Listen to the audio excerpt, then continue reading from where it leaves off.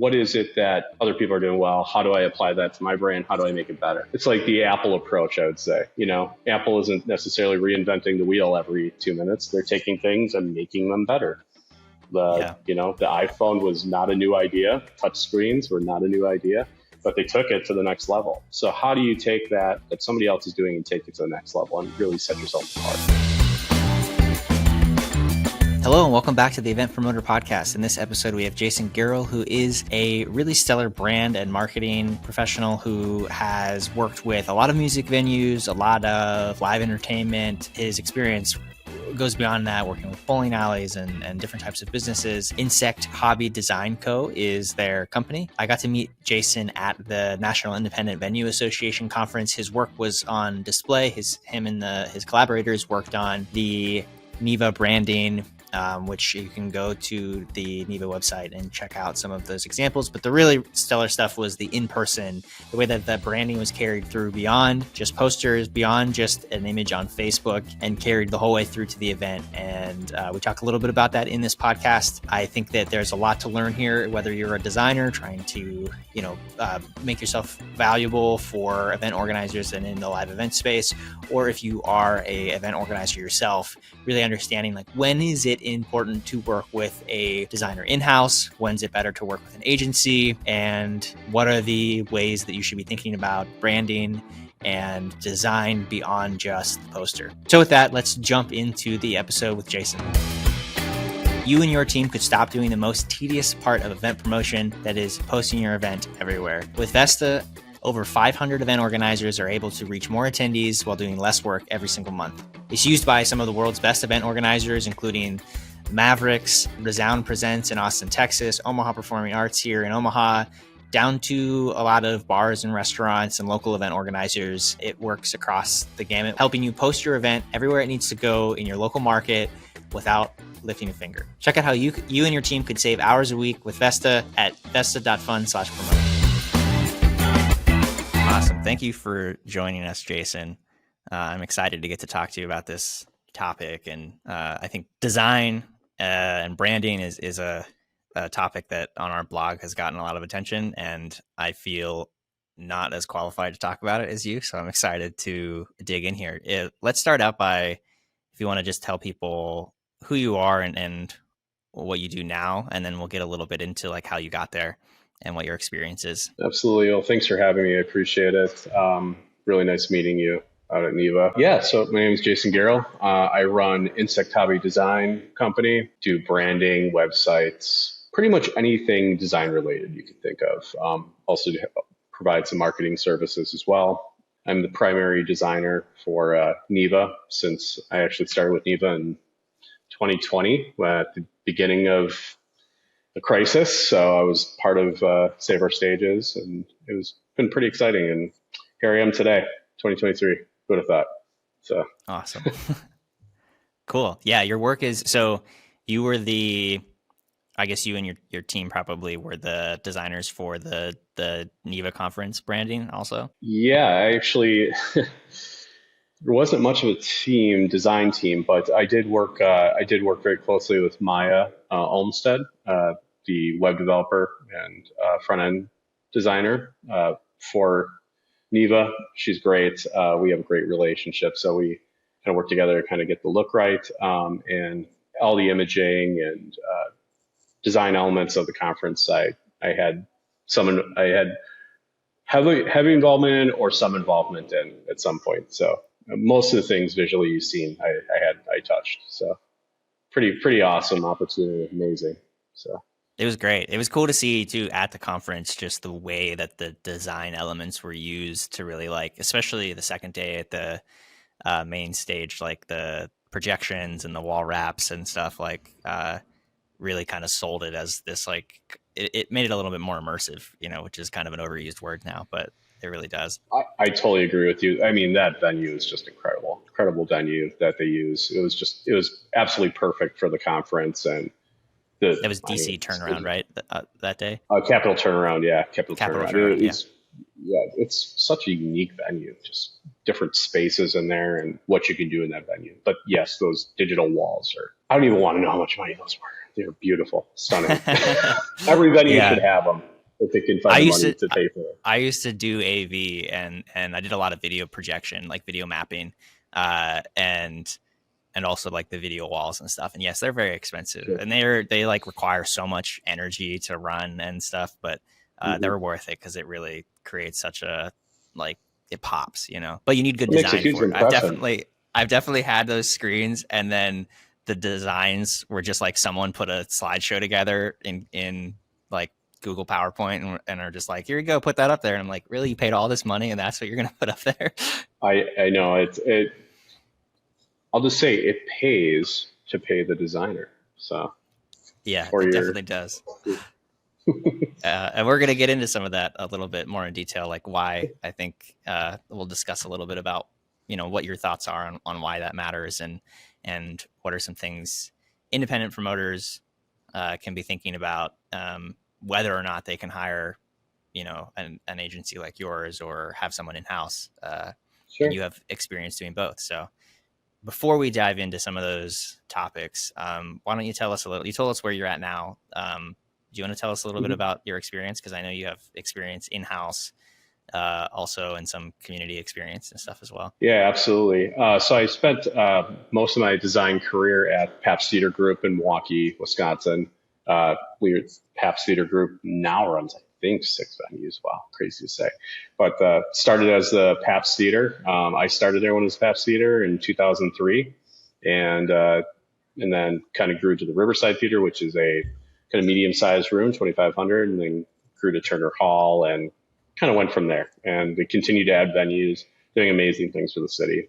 City never really had something like the Pabst Theater Group, aside from the Rave. The Rave is also a really unique, cool space where you can see shows and has multiple rooms. But yeah, I worked for the Pabst Theater Group for 20 years under Gary Witt and Matt Berenger, and I did everything from branding the venues, branding like the company as a whole, the umbrella name Pabst Theater Group, to marquees, blade signs, pretty much anything you could think of. I also did a lot of project management, heading up like green room remodels, and I also picked up garbage when I had to too. So I kind of was, I did everything. I did everything. Nothing was too, was outside of the realm of what I could do there. So it was pretty fun and really special experience, and kind of led me to where I am today, and still continue to do work with them on a contract basis. So. Yeah, that's great. It's cool that you have both of those kind of experiences, and to work for one company for that long must mean that you really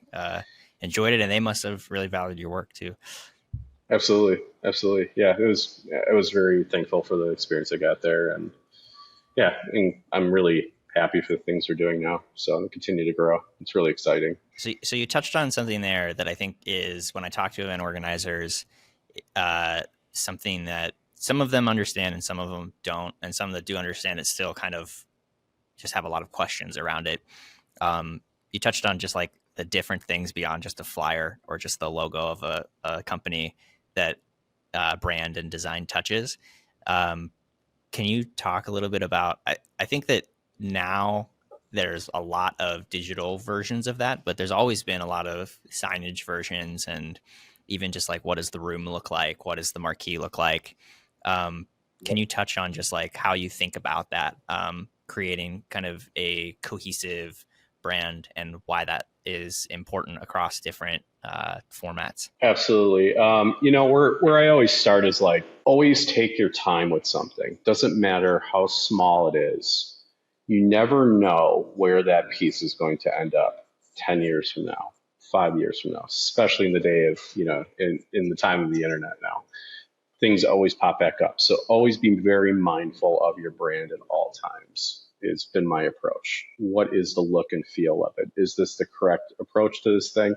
Even if it's a small graphic, that small graphic can be reused and people can pick that up and put it in places you didn't expect. And you're like, ooh, should have took a little more time with that. So developing a very strong brand that you can carry through to all materials, that people know it has the look and feel of your brand, is key to success. People know when they look at something that is, Pabst Theater Group, or any other, same with Neva, that piece looks and feels like Neva. It has the colors, it has the look, it has like the fonts, So picking the right fonts, picking the right logo that represents your company, I think is so incredibly important, and carrying that through to all aspects of your brand.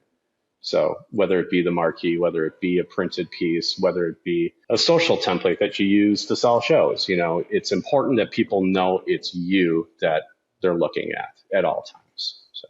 I think I saw a really interesting piece of data looking at our promotions. We promoted 22,000 events last year. And so I have a lot of data that I can work with. And, um, Yeah. A lot of local music, especially, can be challenging to promote because you'll see the title of the post and it'll just be the name of an artist that you may or may not have ever heard of, and then the picture is just some guy sitting in a field with a cowboy hat. It's like, I don't know what this is. I don't even know what genre this is. And it's like actually a hip hop group or something. But the some of the best performing events in our system have the promoter's name first. So like I'll just use Resound Presents as an example because they're really good at it. Resound Presents, and then it'll have the title of the artist, and then maybe even some like descriptor of it. And every single one of their graphics also is a very distinct style. So if you're scrolling through social media or you're on a community calendar somewhere or you're out and you see a poster, you know at a glance that that's that brand that you know, and we see the performance of those perform better. And I think there's something too that people know, even if I don't know that artist, I know that, Resound or Paps like puts on a good show.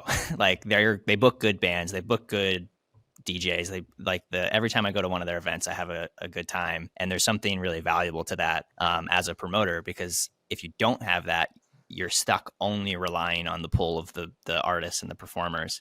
And I think that just speaks to the power of consistent branding over time, and thinking about those things and being consistent with them. I totally agree with that. Yeah, absolutely. And another thing too is brand voice, on socials when you're posting content. Make sure that is consistent across all channels. If you have, like, for example, Riot Fest in Chicago, anytime you look at any written piece of theirs, and also like the imaging that they use, so they use their big, real big logo, big fat logo. It's Riot Fest right away. But also, if you read anything, I mean, if you would open up an email, you didn't even see as Riot Fest, you started reading it, you would know it's Riot Fest.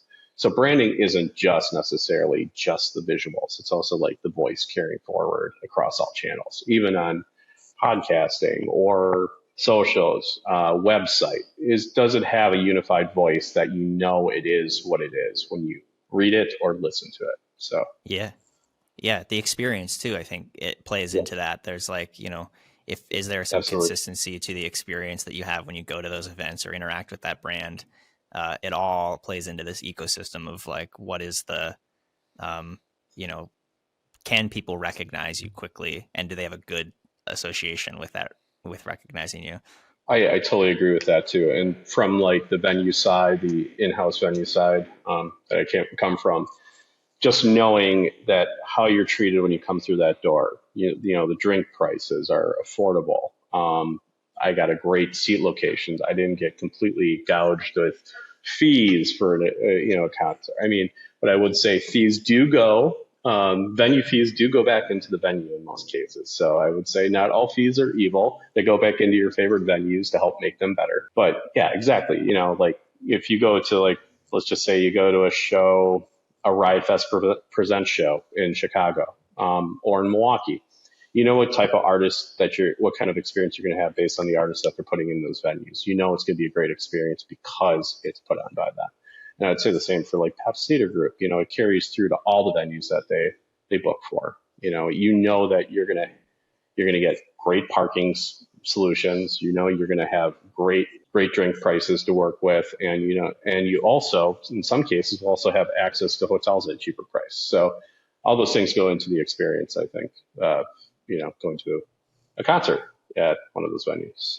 So if let's like take a step back, if you're a promoter or an event organizer that is still working on developing that brand, or maybe is realizing now they should be taking it more seriously, Mhm. what are some of the like starting points that an organizer should be thinking about? Like, how do you even develop what that voice is or what that visual identity is? Obviously, this is like, probably hours and hours of consultation to really get there. But are there some like high level things that people can think about that go into that process? Number one starting point, look at what other people are doing. What do you like that other people are doing? What do you dislike that other people are doing? Take all those things into account when you're trying to develop your brand. Who do you want to be? What are things that are done well at venues? What are things that are not done well at venues? Where do you want to go? That's always been my starting point. Doing a lot of research, going, experiencing shows, experiencing whatever brand you're working on. For example, I also I work with this local company here that makes pasta, local pasta. What's the experience at the place that people are having? How do I think about that when I'm developing, different content for them?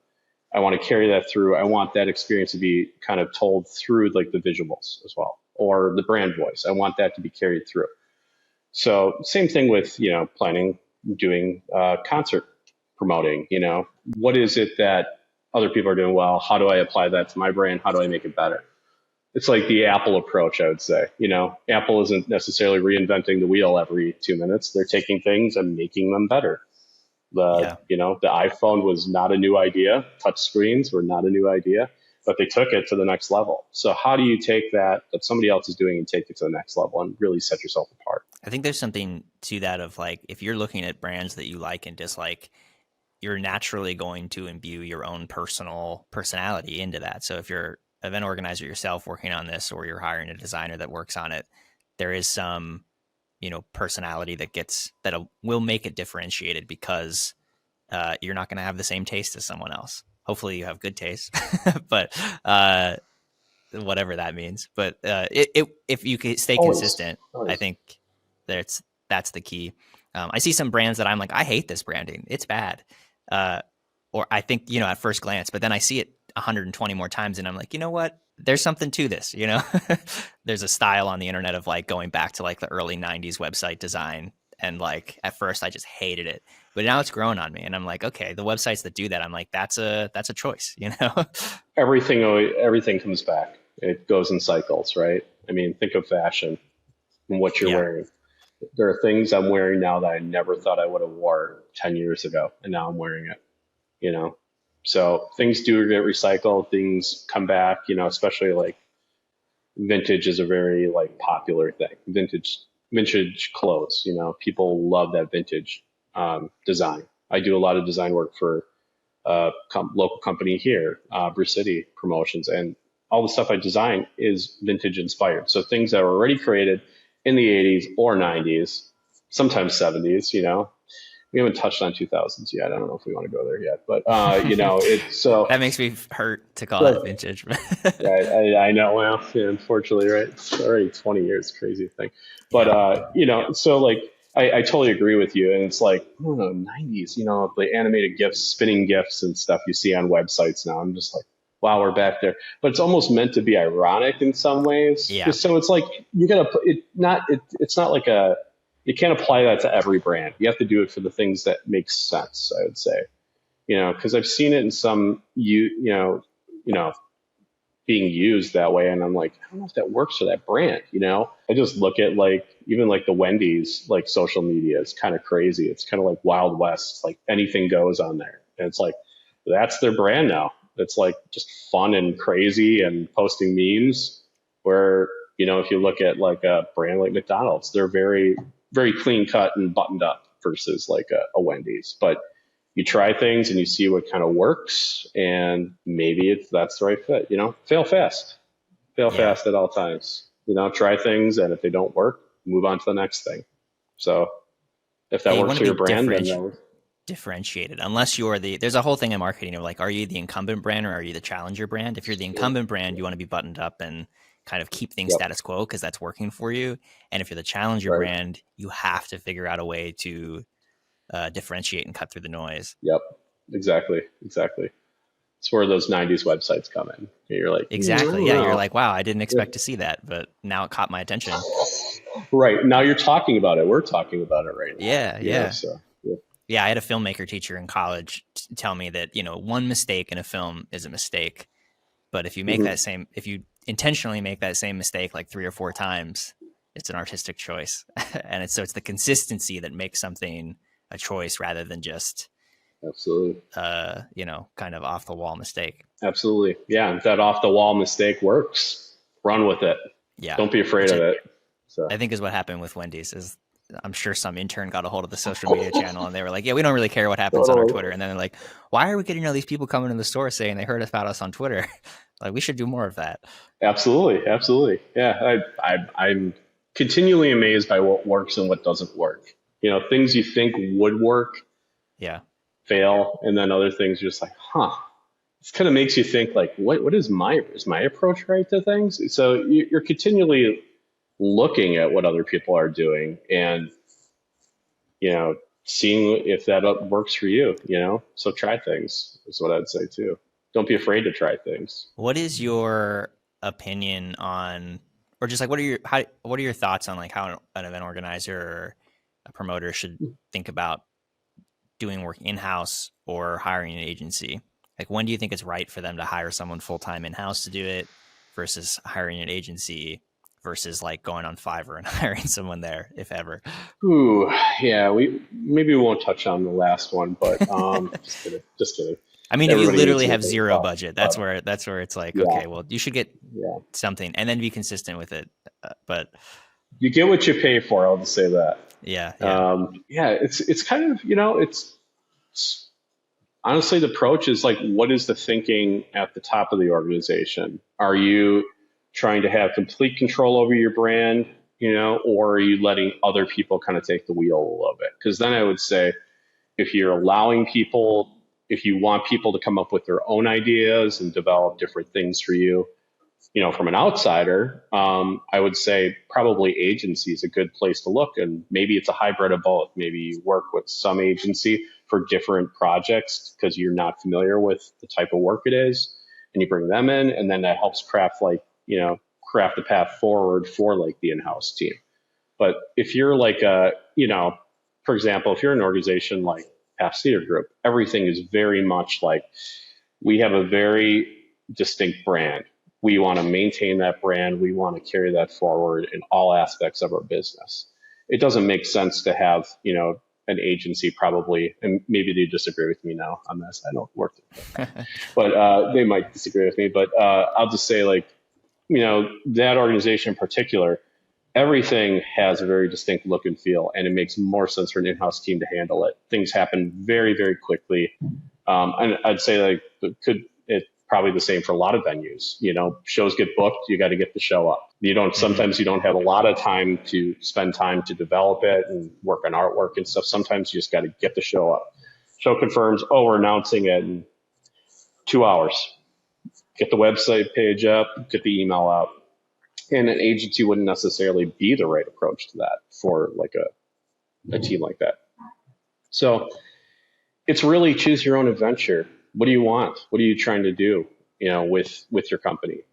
And if you have more time, maybe an agency is the place, because you can develop things over time versus like being reactionary and have to get things out very quickly. So that makes sense. It's kind of a roundabout way of saying, like, I don't know, pick your poison. What do you want to do? I think there's It's do you all think there's any situational. benefit to hiring an agency to work on that initial branding and like, coming up with that brand voice, like workshopping what the brand visuals can look like, and then hiring someone in-house that can then take that as like a starting point and then apply that to those really rapid scenarios where you need to get stuff out the door? Yeah, absolutely. Yeah. In the case of like a new venue opening up, they don't have the in-house team or maybe even the time to develop something over time. So they meet with them. They say, okay, this is kind of our vision for it. Let's craft something and kind of develop it, and then hand it off to the team. I think a lot of brands do that. Think of all the corporate brands that do that. A lot of people work with agencies to develop like the look and feel of things, and then have their in-house team carry things forward. I'm sure Target and Walmart and all those brands Yeah, they take bring that people in approach. because they want some fresh Yeah, perspective, because the people in-house are exactly. so in the weeds on just like getting things Too done, close but to like it. Yeah. actually getting your head above water to like look around and see what other people are doing and see if you're Hmm. still resonating in the market and stuff can be tough when you're in-house. So that might be times where it's appropriate to bring someone out in to like, do a brand refresh or kick off a brand from scratch. I totally agree. Yeah, it's again, it's all situational, what your relationships are, what makes sense for you. If you're an owner that is very involved in the look and feel of things, maybe an agency is not the right approach. Maybe you hire somebody that you can work with closely and you kind of develop the brand together and then carry that forward. So it's all based on what the needs are and who the people are doing it. But so I can see it both ways. It can be either or both. Yeah, honestly. So in many cases, Yeah. Yeah. The both is something I hadn't even thought about, but is actually how it's worked at most companies that I've worked at. There's always some amount hmm of engagement with agencies, or especially for like paid media or like specific execution things, sometimes gets pushed to an agency because they're just maybe better at that one specific thing. absolutely, yeah. Why spin your wheels? And because time is money, right? So if you have somebody you work with, a business you work with that can do this thing really well, why would you work with them? For example, like I'm not an SEO expert, so I work with people that are SEO experts to do the thing. So rather than me figuring out how to be an SEO expert, I don't have the time to do that. But Yeah. it's things I learn over time. I shouldn't even be saying that. I'm just kidding. But it's true. I'm not an SEO expert, but I do work with a lot of people that are. So why wouldn't you bring in different people that can do the job and do it better and be more efficient at it? Yeah. So Yeah. I totally agree with that. I'm a bit of a jack of all trades marketer, but I would sure, not call myself a branding expert. Like that's one of those things where it's like you I you can are. I see I your can posts. I I see can your be a little posts. dangerous. I can get I know enough to be Yeah, dangerous yeah, in Photoshop and Illustrator, but at the end of the yeah. day, like if I had the budget and it was appropriate, a designer is honestly one of the first hires I make at every company I work at. A designer and a writer. Well, Uh, and I know the SEO strategy, but and stuff as well. I'm very good at that. But at the end of the day, like I don't have the capacity to churn out the amount of content that needs written. So usually hiring a writer is sure. also a top priority. AI might change some of that, but I don't think it's quite there yet. No, no. It's yeah. It's slow Especially moving. not on It's design. It's pretty bad on the design side. It's interesting. I do use, when I'm stuck in an idea, like especially with like apparel or something, I do go to AI and see what AI comes back with sometimes. Because sometimes you get blocks. Everybody gets blocks, even writers' blocks and stuff. Yeah, I get like creative blocks where I'm just like, I don't even know where to go with this, and I don't want to necessarily copy like what somebody else has done because not cool. But what is AI going to spit back at me? And like, oh, it's an interesting approach, not necessarily using it, but like taking that idea and kind of molding it into your own is, I think, how a lot of designers should be thinking about AI. Use it as a tool versus like view it as an enemy. I think that's really smart, and I think that's what it's good at right now. That's what I use it for with writing. Is like I'll use it for a Hmm. rough draft or to just brainstorm some ideas. Maybe I'll have an article and I'll have all my outline subheadings, and I'll say these are the subheadings. Like, what am I missing? Like, is there some? And then it'll come back with like, well, this is also another topic you should cover when you're talking about this topic. And it's like, oh, duh. But also, I hadn't thought of it, and it just I think can make you better. I just haven't done it a lot on the design side, so I was interested. That's interesting to hear that from you as well. Yeah, I also like messing around on there because it yields some pretty funny results. So yeah, Yeah. What start do you? looking up turtle in '90s fashion. Some interesting things come out. I bet there's some cool stuff that you can do Yeah. do there. One last thing that I just before I let you go, I just wanted to touch on this. I've been seeing a lot of this has been around for a while, but I've been seeing a real resurgence of this, like collectible posters or like collectible T-shirts for like either specific tour stops or specific venues putting on events. Have you seen that happening a lot more lately? And like just like what are your thoughts on that? And can that add to the value of like investing in good design? Yes, I love it.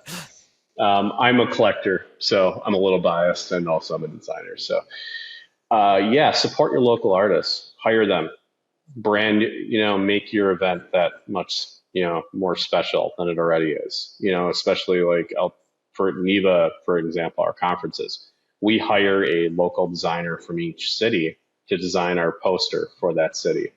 And we take that through to the merch, and it makes it that special where it brands the event where you remember it that way, like this year's conference poster was awesome, a pedal board, and made a lot of sense. It just showed the connectivity of the community and how everybody works together.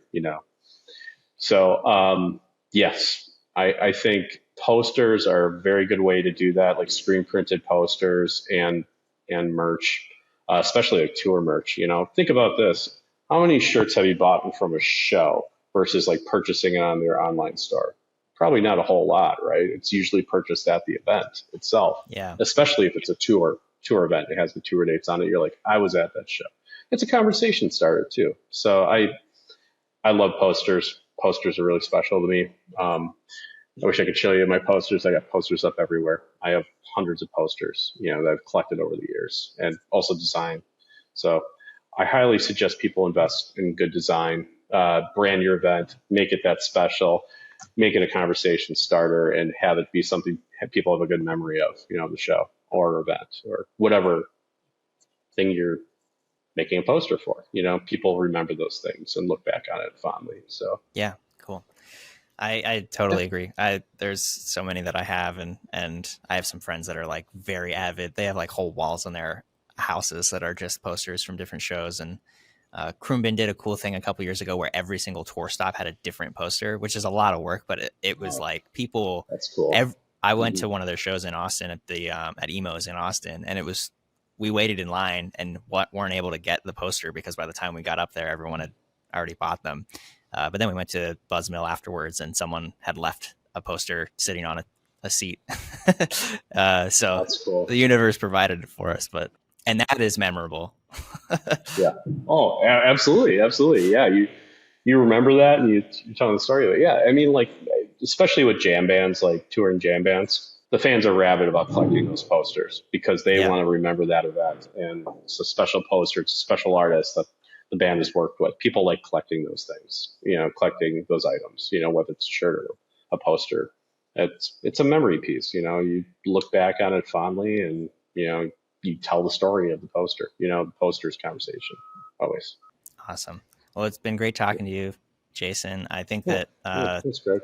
I could geek out about brand stuff a lot longer, but I would like to give you a chance to just tell people, like what kind of work are you and your agency looking for? Like what types of event organizers would you be feel like you're most suited to serve?